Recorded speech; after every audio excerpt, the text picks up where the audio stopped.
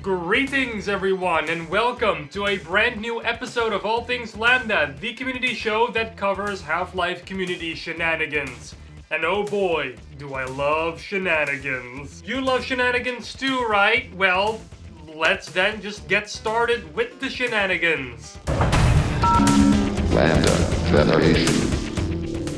Anybody watching this show is probably familiar with Garry's mod. It is one of the biggest sandbox games out there after all. The amount of fun and joy that people had with this game is unreal. I myself have like nearly 400 hours into this game. It's definitely one of my most played games. Nowadays though, people have been kinda wanting something new. Yeah, Garry's mod is still great, but hey, now that Source 2 made a more prominent outing, wouldn't it be great to have a Garry's mod-like experience on that engine? Well, as it turns out, Garry Newman, the creator of Garry's mod, has actually been given the Source 2 repository to make it happen. A new sandbox-like game has been in the works on and off at Facepunch Studios, Garry's game studio, for a while now, but it looks like the project might take off now that Valve trusted them with the Source 2 repo. Quite exciting.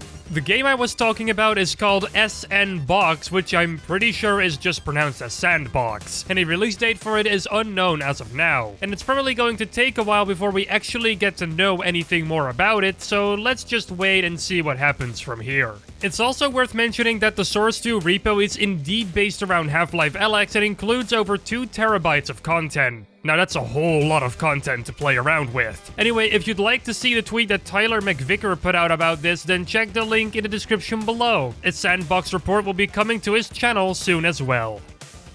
Oh, gee! String! Okay, no, let's get serious here. G-String, a futuristic cyberpunk-inspired source mod that was 12 years in the making, is releasing very soon. How soon, you may ask? Well, as soon as next week, actually. October 16th, 2020. Is a date listed on the game's official Steam page that will spell the end of this 12-year development journey. The masses will finally be able to play the completed version of G-String and, according to the Steam page here, slip into the standard issue biosuit as Miyo Hiyori, who is a gifted Korean teenage girl who has to survive the dangers that this future brings. Earlier this year, it was also made known to the public that Lunch House Software has been working on G-String's engine and they will actually publish the game too. Now, I don't know about you, but I'm really excited about that game. Might stream it even when it comes out. Would you guys be down for that? Let us know in the comments. In the meantime, check out G-String's Steam page. There you'll find G-String Beauty Secrets, a PDF file containing lots of lore and development facts from the game. You'll find it linked below.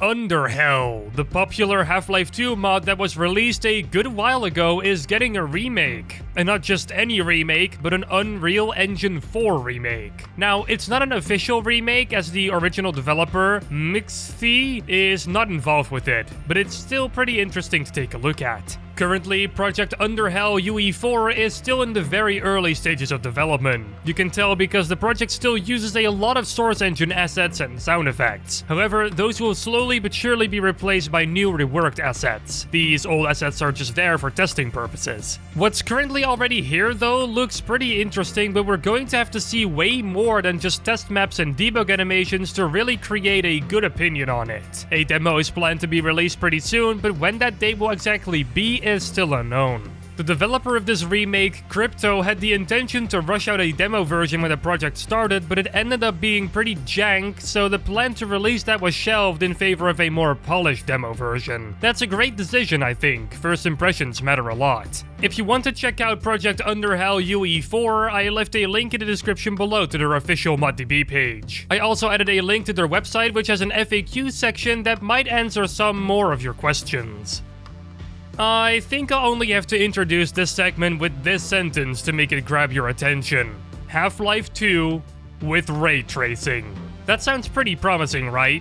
Yeah, I thought so. Apparently, it's possible to play Half-Life 2 with ray-traced lighting and reflections. Well, sort of. In this video by PEEPS, we get to see various locations in Half-Life 2 with a new ray-traced coat of paint. I gotta say that I'm really impressed with how some of these areas look, however, there are some problems here that I want to address. Like how the wood platform at the start of Highway 17 looks way too reflective, and while the new light bouncing does wonders for the lighting, most of it is still baked.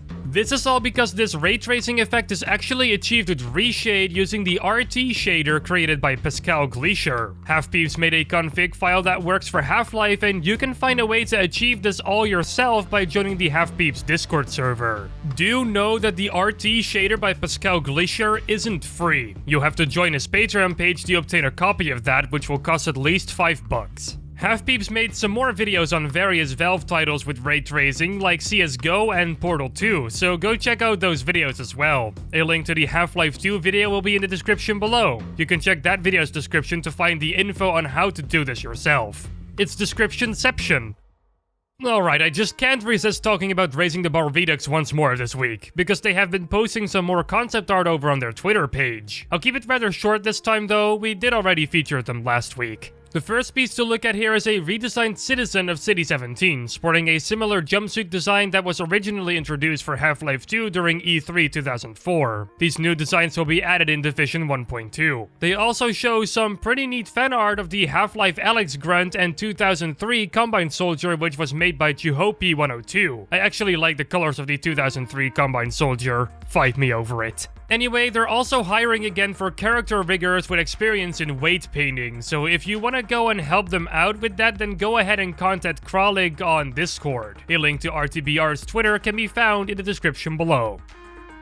We're ending this week's episode with another Source Filmmaker short film. Yeah, I know we featured him before in this episode, but I'm going to have to feature PEEPS again here because he released the Vault movie over on his YouTube channel last week. And I gotta say that this is probably the best Half-Life Alyx Source Filmmaker short that I have seen so far. The cinematography is amazing and most of the animation is really great as well. Alyx does move a little bit janky sometimes, but I'm forgiving that because the rest of the short looks so incredibly good.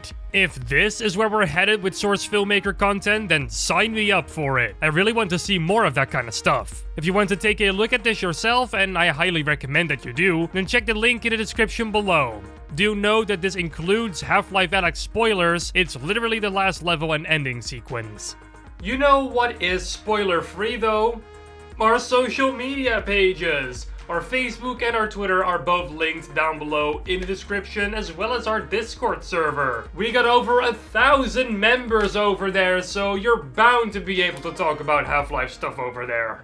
My own YouTube channel and Twitter are both down there in the description as well, so if you'd like to check out my content, that would be highly appreciated. Oh, and by the way, did you know that there is an official Glorious Rigby Minecraft server?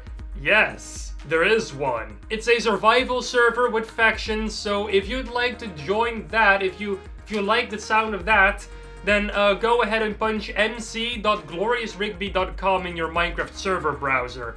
And come on and join in. Please do read the rules though before you start playing, that's very important. And with that all being said, I'm going to end episode 112 of All Things Lambda. Don't be too sad though, because we'll be back next week with another episode. Yay!